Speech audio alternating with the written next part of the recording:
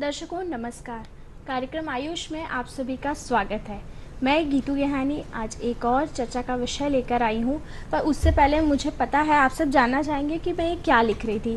तो मैं अपनी सारी इच्छाएं लिख रही थी। पेरेंट्स कहते हैं ना एग्ज़ाम में अच्छे मार्क्स आओ तो फिर जो चाहिए वो मिलेगा, तो मैं बस वही सब लिख रही थी। पर इस बार तो वो हो नहीं पाएगा। कोरोना महामारी के कारण जब ऑनलाइन क्लासेस स्टार्ट हुई तो बच्चों के परफॉर्मेंस पे असर आया और उसका रिज़ल्ट ये हुआ कि इस बार के परीक्षा परिणाम अच्छे नहीं आए हैं।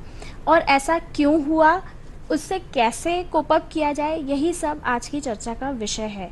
तो आज हम बातचीत करेंगे हमारे विशेषज्ञ से, जो कि मनोचिकित्सक यानी कि साइकियाट्रिस्ट हैं, डॉक्टर मनीष जी। डॉक्टर साहब आपका स्वागत कार्यक्रम में। और क्योंकि स्टूडेंट्स की बात हो रही है तो हमारी जो अगली एक्सपर्ट हैं वो स्टूडेंट्स के साथ विगत कई वर्षों से इंटरैक्ट करती आ रही हैं और उनकी समस्याओं का समाधान भी देती आ रही हैं। तो आइए मिलते हैं डॉक्टर डालिमा पारवानी से। आपका भी स्वागत कार्यक्रम में। सबसे पहले तो हम ये जानना चाहेंगे डॉक्टर डालिमा कि जो ऑनलाइन क्लासेस हुई इनमें हैंड आई और जो ब्रेन का कोऑर्डिनेशन बच्चों को बनाना पड़ा, खासकर स्क्रीन पे, उससे क्या दुष्परिणाम देखने को मिले हैं? देखिए, सबसे पहले तो ये जो ऑनलाइन का दौर आया ये पैंडेमिक के समय आया, जबकि सब हम अपने घरों में बैठे थे और कोई विकल्प नहीं था, इसीलिए इस चलन को हमें चलाना पड़ा। तो nobody was actually trained for that. और ख़ासकर अगर स्टूडेंट की बात करें तो वो अपने ही हिट एंड ट्राई मेथड से घर से कर रहा था। सबसे बड़ी दिक्कत तो वहाँ थी।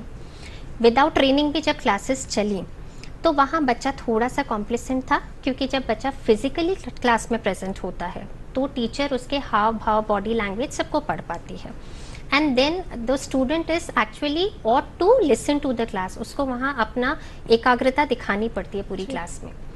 ऑनलाइन क्लास में वो कॉम्प्लिसेंट हो गया, उसको पता था कि वो बहानेबाजी भी कर सकता है, वो ऑडियो नेटवर्क का प्रॉब्लम दे सकता है, वीडियो शट डाउन कर सकता है।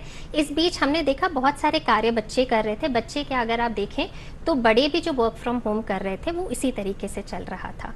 तो यहाँ बच्चों की गलती नहीं, पर हाँ हैंड आई और ब्रेन की जहाँ आप बात कर रहे हैं तो हमारा लिखना बहुत इंपॉर्टेंट है, because what we are listening, what we are understanding, आखिर हम उसको लिखते हैं। Indian examination pattern is written वे।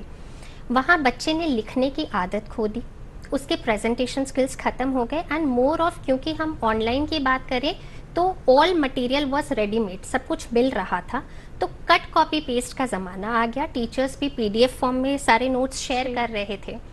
तो लिखना सबसे बड़ा प्रॉब्लम था, क्योंकि लिखते समय हम सब कॉन्शियस माइंड में उसको पढ़ते जाते हैं और वो कहीं ना कहीं रिटेन होता है। तो जब हमने लिखा ही नहीं, हमारे नोट्स हमारे पास आते गए, तो बच्चे ने एक्चुअल कॉन्सेप्ट को रिटेन ही नहीं किया। ये सबसे बड़ी दिक्कत थी जो इस ऑनलाइन क्लासेस के कारण बच्चों ने फेस किया है। जी, तो दर्शकों हम ये मान सकते हैं कि बच्चों ने अपनी मेहनत तो भरपूर की, पर वो उसे कागज़ पे उतनी अच्छी तरह एक्सप्रेस नहीं कर पाए, क्योंकि उन्होंने पूरे साल भर क्लास में जैसे लिखते हैं वो नहीं लिखा। आइए जानते हैं हमारे डॉक्टर साहब से कि डॉक्टर साहब, जब स्टूडेंट्स इस डेवलपिंग एज में वो परीक्षा परिणाम हो या किसी भी और कारण से कोई मेंटल स्ट्रेस फेस करते हैं, तो क्या फ्यूचर में भी इसके दुष्परिणाम देखे जा सकते हैं?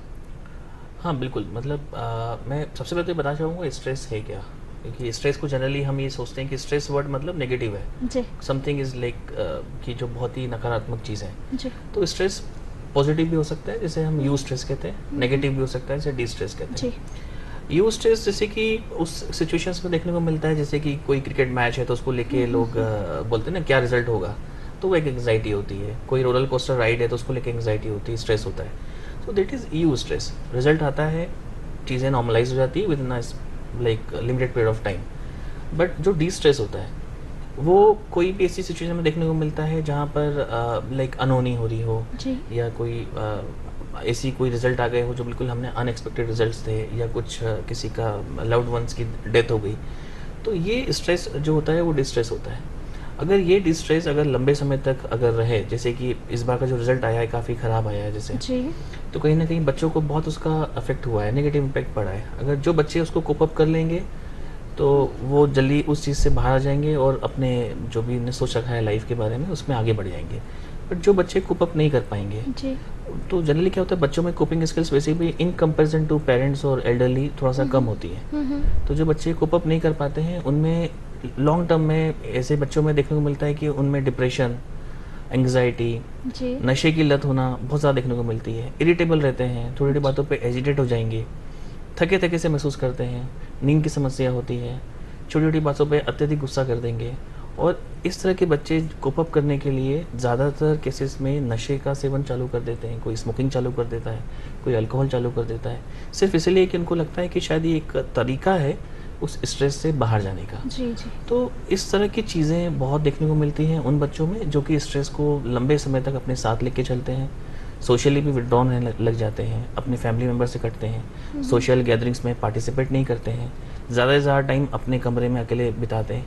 तो ये सब चीज़ें बहुत ज़्यादा मतलब नेगेटिव इम्पेक्ट ला सकती है लाइफ में आगे। जी, तो दर्शकों ध्यान दें, यदि बच्चों में इस प्रकार के कोई भी लक्षण दिख रहे हैं तो हो सकता है वो किसी स्ट्रेस या तनाव में हो, उनकी मदद कीजिए और हो सके तो कोई मेडिकल हेल्प उन्हें दिलाइए। लेकिन एक टीचर अपने स्टूडेंट्स में क्या बदलाव पाते हैं यदि वो स्ट्रेस में है, तो आइए जानते हैं डॉक्टर डालेमा से।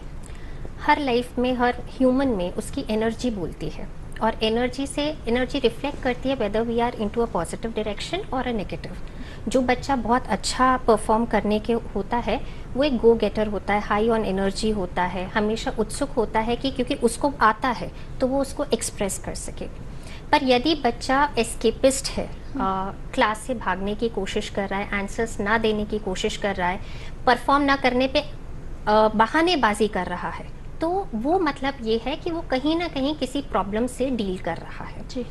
पर इसके लिए बहुत ज़रूरी है गीतू कि हम ये आइडेंटिफाई करें कि एक्चुअल प्रॉब्लम है कहाँ।